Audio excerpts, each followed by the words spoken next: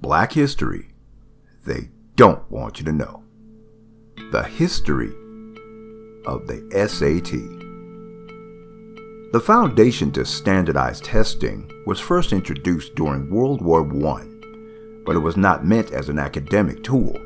Developed by eugenist and racist Carl Brigham, these tests were used to divide soldiers into battalions, segregated by race and test score.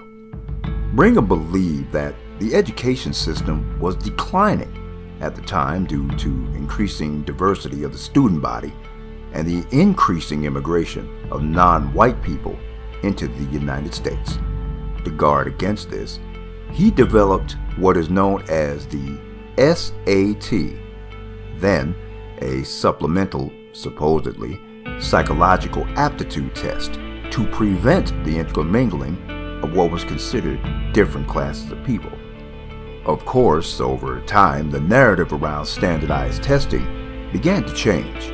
While once meant to separate the desirable students from the, quote, feeble-minded, today it is meant to hunt out academic students of any stripe.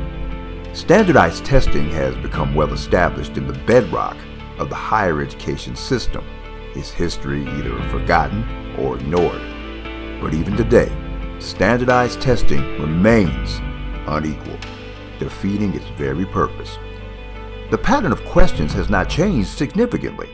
The reading and writing questions in particular often draw from a context that is exclusively upper class or white, putting students who do not fit in those boxes at a disadvantage.